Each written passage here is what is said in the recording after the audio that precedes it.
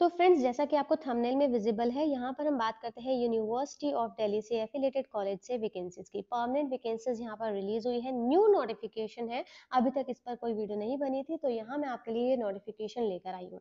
So guys, यहाँ पर हम बात करते हैं कौन कौन से सब्जेक्ट्स में वैकेंसीज रहेगी, कैसे अप्लाई करना है। गाइज, स्टार्टिंग में ही बता देती हूँ, इसमें आप फ्रेशर अगर हैं तो भी आप इसमें अप्लाई करेंगे, कोई यहाँ पर एक्सपीरियंस की नीड नहीं है। अगर आपने मास्टर्स किए हैं, साथ में आपका यहाँ पर नेट है, तो आप इसमें अप्लाई कर पाएंगे। अगर आपकी पीएचडी है तो भी आप अप्लाई कर पाएंगे, बट पीएचडी यहाँ पर मैंडेटरी नहीं है। ठीक है। इसके बाद कौन कौन से सब्जेक्ट्स में वैकेंसीज रहेगी, लास्ट डेट यहाँ पर 6 मार्च रहेगी, और अदर डिटेल्स भी हम इस वीडियो में क्लियर करेंगे। इसके बाद हम सेकंड नोटिफिकेशन को भी कवर अप करेंगे। कुछ कैंडिडेट्स ऐसे होते हैं जिससे कुछ पुरानी नोटिफिकेशन मिस हो जाती है, तो उनके लिए ये नोटिफिकेशन यूजफुल रहने वाली है, दोनों ही नोटिफिकेशन। पहले हम इस नोटिफिकेशन को कवर करेंगे, फिर सेकंड नोटिफिकेशन की तरफ मूव करेंगे।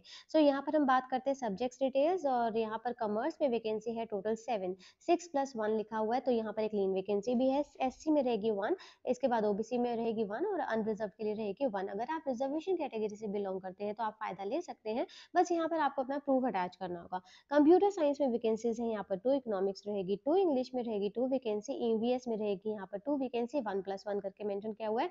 हिंदी में भी 1 वैकेंसी प्लस 1 वैकेंसी रहेगी यहाँ पर। हिस्ट्री में रहेगी 4 वैकेंसी, मैथमेटिक्स में है 1, पॉलिटिकल साइंस में यहाँ पर 2 वैकेंसी, साइकोलॉजी में रहेगी 2, संस्कृत 1, इसके बाद सोशियोलॉजी 2। टोटल वैकेंसीज 29 रिलीज हुई है। ये वैकेंसीज है आपके पास Laxmibai college, university of Delhi से एफिलिएटेड कॉलेज है। 14 फरवरी को नोटिफिकेशन रिलीज हुआ था।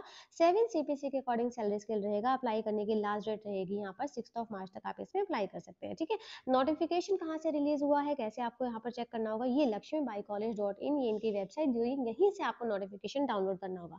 और अगर हम बात करें कि अप्लाई कैसे करना होगा, तो ये इनका वेब लिंक इन्होंने दिया हुआ है, colrec.ud.ac.in, यहाँ से आपको अप्लाई करना होगा। इसके बाद हम ये पोर्टल भी विजिट करेंगे। ठीक है। तो इसको स्क्रॉल डाउन करके देखें तो यहाँ मेंशन किया है, तो जो ये सिंगल स्टार है, ये आपके पास ये वैकेंसीज है रिटायरमेंट जिसकी यहाँ पर इतनी भी रहेगी, और ये जो 2 स्टार करके मेंशन किया हुआ है, ये हमारे पास लीन वैकेंसी है जो हमारे एक्सपायरिंग सून करके है। ठीक है। ये चीज किया हुआ है क्लियर। तो यहाँ पर, तो इसके अलावा हमें यहाँ पर और कुछ नहीं मेंशन करके दिया हुआ, बट बहुत सी ऐसी इंपॉर्टेंट चीजें हैं वो जान लेना हमारे लिए जरूरी है कि सिलेक्शन कैसे होगा आपका, एपीआई स्कोर्स कैसे कंप्यूट होंगे आपके, एपीआई स्कोर्स में किस चीज का रोल होता है, तो उसको हम कवर करने के लिए सेकंड नोटिफिकेशन की तरफ मूव करते हैं। तो फ्रेंड्स, सेकंड नोटिफिकेशन जो है ये रामानुज कॉलेज से है। इसकी नोटिफिकेशन इन्फॉर्मेशन मैं ऑलरेडी बना चुकी हूँ, बट यहाँ पर नोटिफिकेशन को कवर करना जरूरी होता है, क्योंकि जनरल इंस्ट्रक्शन सभी कॉलेजेस के लिए सेम रहती है। बस कुछ कैंडिडेट्स हो सकते हैं जिनसे ये नोटिफिकेशन मिस हो गई हो। तो रामानुज कॉलेज से भी वैकेंसीज यहाँ पर अभी एक्टिव है। कॉमर्स में वैकेंसी है 1, कंप्यूटर साइंस 2, इंग्लिश रहेगी 1, हिंदी रहेगी 1, mathematics 2, political science 3, psychology 1, MIL 1, statistics 2। Total vacancies यहाँ पर है 14। इसके बाद इसकी लास्ट डेट आप मार्च फर्स्ट वीक यहाँ पर अज्यूम करके चल सकते हैं, क्योंकि नोटिफिकेशन रिलीज हुआ था 11 फरवरी को। इसके बाद 21 डेज मिलते हैं आपको अप्लाई करने के लिए। तो अदर डिटेल्स जान लेना जरूरी है, जो कि दोनों नोटिफिकेशन पर एप्लीकेबल होंगी यहाँ पर। तो स्क्रीनिंग एंड शॉर्टलिस्टिंग कैंडिडेट्स देखिए, तो यहाँ पर जो शॉर्टलिस्ट होंगे कैंडिडेट्स को, तो वो एपीआई कोर्स के बेसिस पर होंगे। अब देखिए, कुछ कैंडिडेट्स को नहीं पता होता कि एपीआई कोर्स कैसे कंप्यूट होते हैं, तो ये आपका एपीएस कोर्स का टेबल है। ठीक है। जिसमें ग्रेजुएशन के मार्क्स आपके, अगर आपके 80% से अबव मार्क्स है तो आपको 21 स्कोर मिलेगा।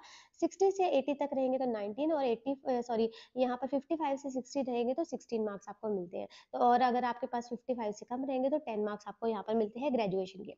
ऐसे ही पीजी के मिलेंगे, ऐसे ही आपको एमफिल के मिलेंगे, ऐसे ही आपको अदर स्टडीज के मिलेंगे। अब बहुत इंपॉर्टेंट चीज आ जाती है, जिन कैंडिडेट्स ने स्टडी कंप्लीट कर ली है वो कैसे इंक्रीज करे अपने एपीआई स्कोर्स। एपीआई स्कोर्स अगर आपका किसी का कैंडिडेट का नेट कंप्लीट नहीं हुआ है, नेट नहीं आप लोगों ने अचीव किया है, तो आप कर सकते हैं 8 मार्क्स नेट के है। नेट प्लस जेआरएफ के 10 मार्क्स होते हैं। ठीक है। इसके बाद आप रिसर्च पब्लिकेशन ज्यादा से ज्यादा पब्लिश कर सकते हैं, बट यहाँ पर अच्छे जर्नल्स में आपको यहाँ पर पब्लिश करवाना होगा। 6 मार्क्स उसके रहते हैं। अगर आपको कोई एक्सपीरियंस है तो यहाँ पर आपको 10 मार्क्स में एक्सपीरियंस मिलते हैं, बट एक्सपीरियंस का बहुत इंपॉर्टेंट रोल है। इस एक्सपीरियंस में कुछ ऐसी चीजें हैं जो हमें कॉमनली नहीं पता चलती, वो भी मैं आपको बताऊंगी। कुछ अवार्ड्स के भी यहाँ पर आपको मार्क्स मिलते हैं। तो एक्सपीरियंस के रिगार्डिंग मैंने क्या बताया आपको, ये यूनिवर्सिटी ऑफ दिल्ली के एफिलिएटेड कॉलेजेस के ऊपर एप्लीकेबल होता है। कोई एक्सपीरियंस अगर आपका टेम्परेरी, एडहॉक, कॉन्ट्रैक्चुअल या पोस्ट डॉक का है तो यहाँ पर ये कंप्यूट नहीं होगा।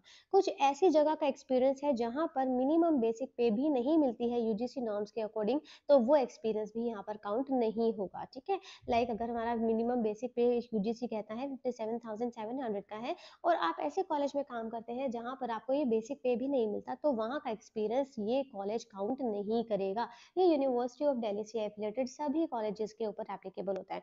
आई होप ये चीज़ क्लियर होगा। ये आपका शॉर्टलिस्टिंग क्राइटेरिया था। अब शॉर्टलिस्टिंग में आपने एपीआई स्कोर्स तो कंप्यूट कर लिए। एपीआई स्कोर्स कितने होने चाहिए कम से कम इंटरव्यू के लिए कॉल आने के लिए? तो कम से कम 55 मार्क्स आपके होने चाहिए अगर आपको यहाँ पर कॉल चाहिए इंटरव्यू के लिए तो। और यहाँ अगर आप रिजर्वेशन कैटेगरी से बिलोंग करते हैं तो 50 आपके होने चाहिए, मीन्स 5 मार्क्स का रिलैक्सेशन मिलता है, ठीक है।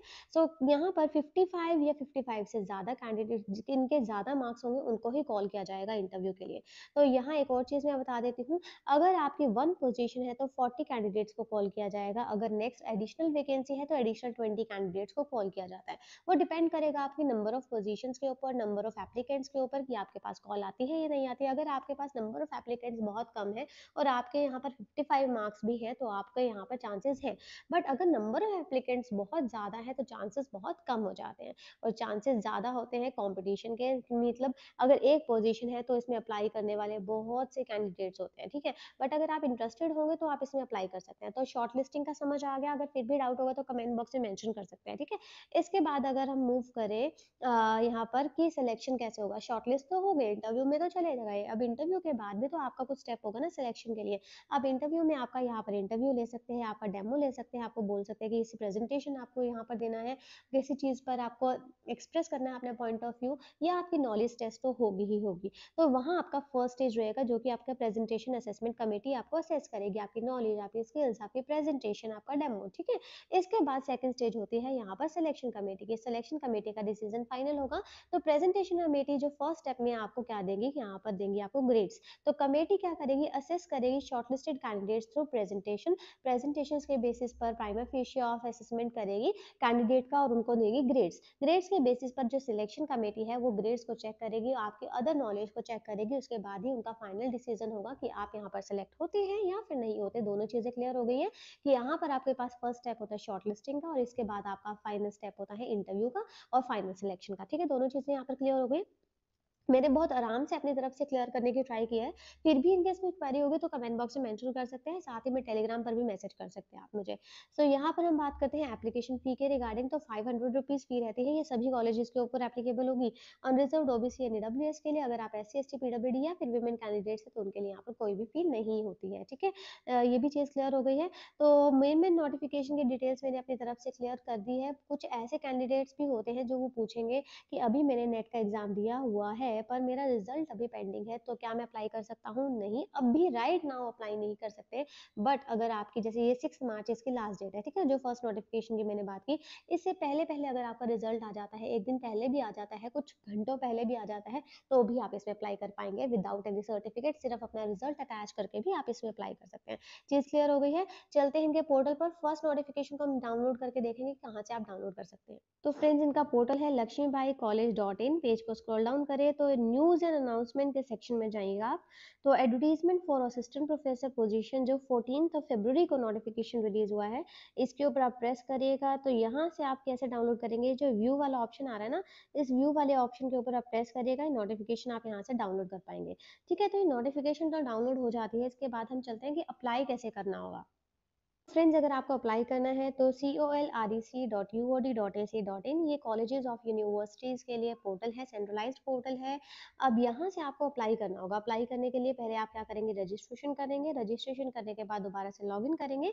लॉगिन करने के बाद अपनी जो डिटेल्स हैं वो इसमें फिल करेंगे, चाहे वो आपकी पर्सनल डिटेल्स हैं, चाहे वो आपकी एजुकेशन डिटेल्स है, उसमें आप अपने सारे डॉक्यूमेंट्स अटैच करेंगे। उसके बाद डायरेक्टली अप्लाई कर पाएंगे। सभी कैटेगरीज के लिए 500 रुपीज़ फ़ी है। अगर आप SC ST PWD या फिर वुमेन कैंडिडेट्स हैं उनके लिए यहाँ पर कोई भी फ़ी नहीं होगी। एक और चीज़, कुछ कैंडिडेट्स जिन्होंने पहले से इस पे रजिस्ट्रेशन किया हुआ है, कुछ कैंडिडेट्स ने पहले से ही अपनी डिटेल्स यहाँ पर फ़िल की हुई है, तो वो अपनी डिटेल्स को एडिट भी कर सकते हैं या फिर अपडेट भी कर सकते हैं, ठीक है? पुरानी डिटेल्स के बेसिस पर यहाँ पर अप्लाई कर सकते हैं।